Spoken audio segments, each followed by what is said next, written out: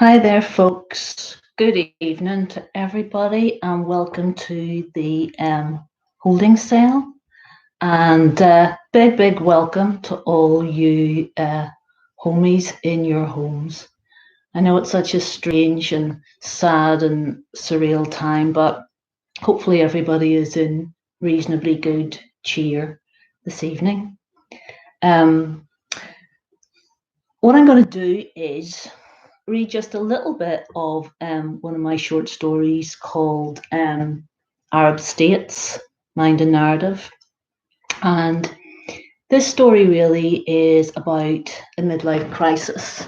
And I suppose a midlife crisis really is an idea, has a pretty poor reputation in the sense that it kind of conveys, people behaving without much grace and behaving in a sort of a embarrassing way, buying denim shirts or, buying ridiculous cars or whatever.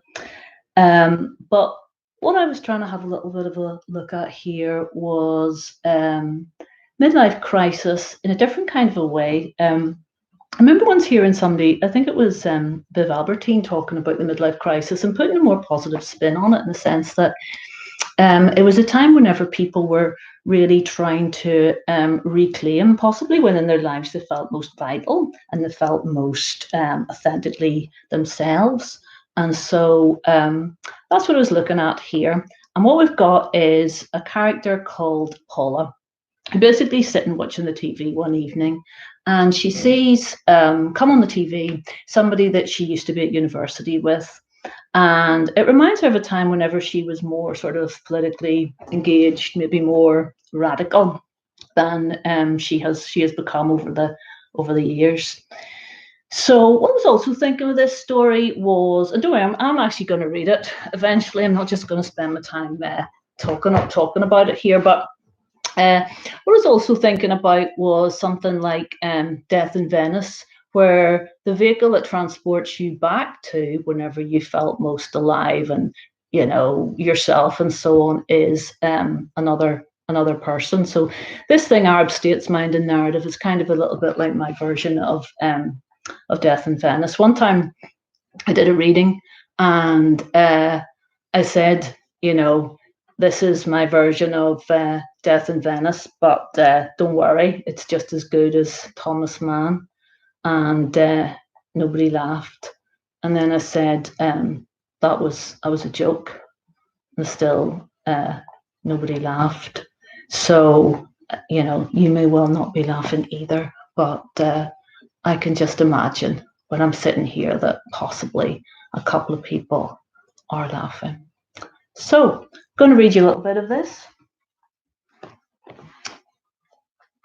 And this is whenever Paula is basically, she's reminiscing about this guy called Ryan Kedroff Hughes. There was one time when a crowd of them had gone to an old man's bar after a lecture, but over the course of the afternoon, everyone drifted off, leaving the two of them together at the table. Paula could still remember that earlier Ryan had been talking about how the lecturer had made several errors regarding the Soviet Union's economy in the 1960s. Nobody cared much, but they listened anyway because it was Ryan Hughes. Ryan asked her if she would like to meet later on. He might actually have said, was she free for dinner? But back then, did anyone actually go for dinner? They didn't. She had said yes, but then remembered that she was meant to meet Jimmy that night. She'd only been going with Jimmy a few weeks. So she had said maybe some other time, but not that night. All right, some other time then, he said, and what followed was a short silence. But then there was also that other time when during a tutorial he said, good point. I think that Paula is spot on there. And also, not to be omitted, there was the occasion when he had been behind her in the queue when she was getting money out of the cash machine. It was raining, and they had exchanged a few words under her umbrella. That's what she remembers right now, but that's not to say there weren't other times too. Paula sends off for lots of books, and they sit on the kitchen table. What's all this about? Asks Jimmy. Paula shrugs. Just interested, she says. Oh yeah, well, rather you than me. Look at that one, must weigh top. Nobody's asking you to read them, Jimmy. You thinking of doing a course and all that? Nope. She lifts the books to take them through the other room.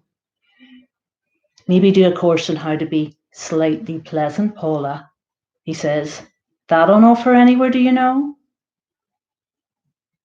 She's reading the book section of the Sunday paper when she sees that a crime writer's appearing at a book festival in Newcastle upon Tyne. In smaller letters, much smaller letters underneath, are those also appearing. This person, that person, never heard of them, never heard of him, never heard of her. And Ryan Kedroff Hughes.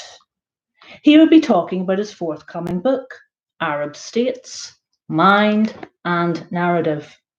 There isn't a photo, just one of the crime guy sitting in front of a bookcase. Paula goes on the computer to order the book. While she's there, she has a quick look at flights to Newcastle, which are surprisingly reasonable. By the way, Paula says one day when she and Jimmy are having their tea, I don't suppose you ever remember me talking about Ryan Hughes. We're going way back here. You know, university. We're going back years. No, you don't remember me ever mentioning him at all? Nope, never heard of the fella. You sure you can't remember him? Nope.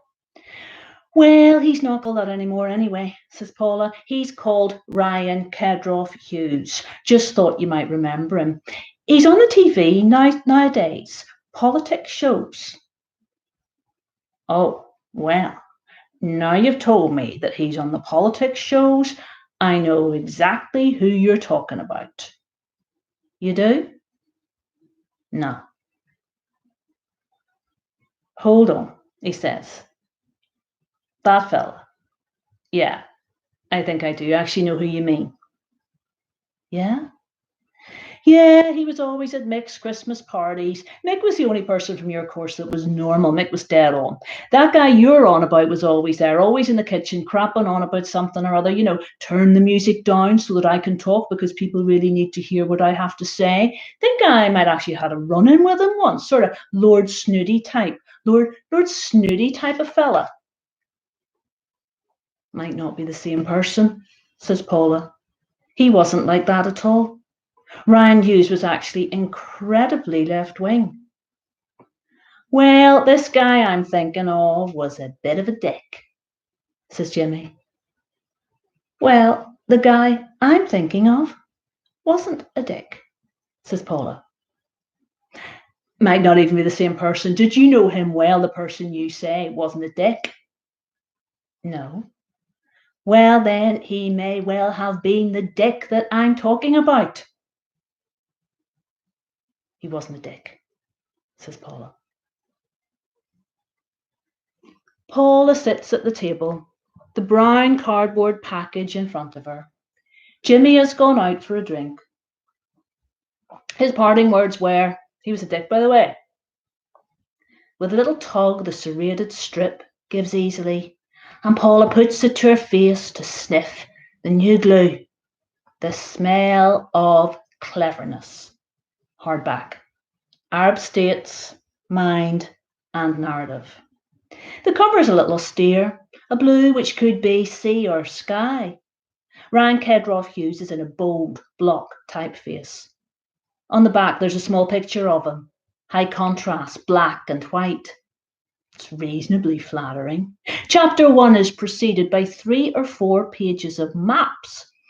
A bit daunting, maybe, but a book like this is obviously going to make demands on you, demanding and rewarding. It's not really for the casual reader anyway. She turns to the acknowledgements at the front.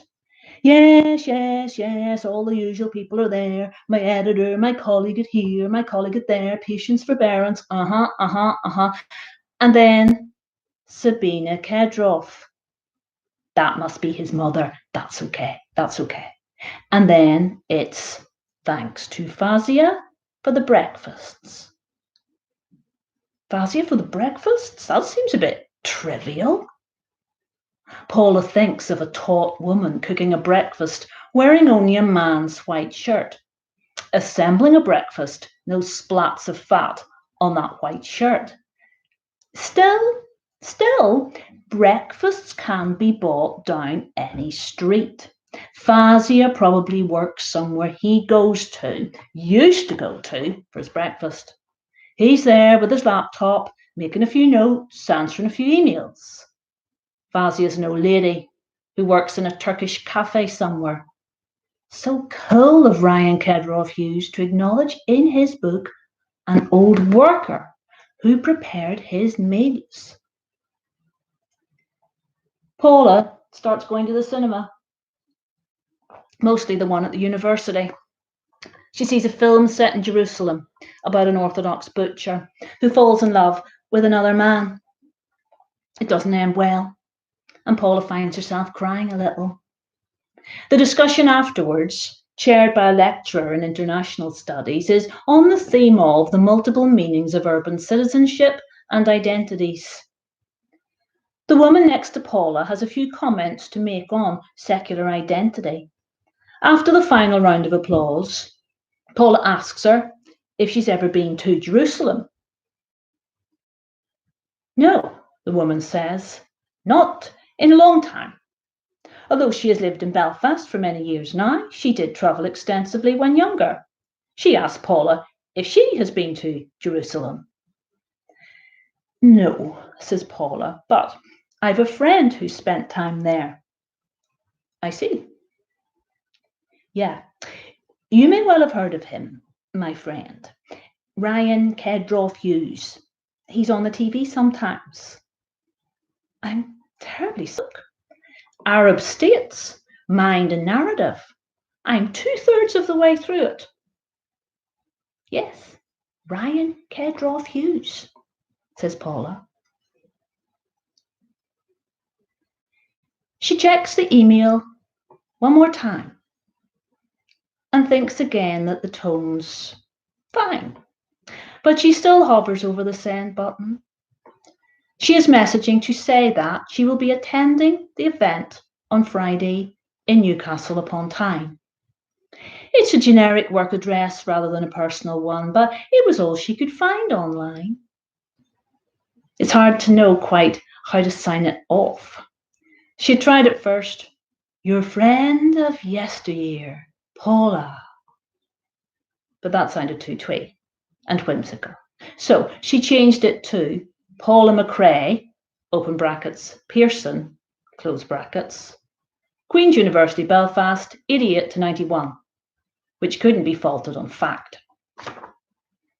So exciting next day when an email comes back. Paula, good to hear that you'll be able to make it along to the event at Gosforth Library. Best, Ryan.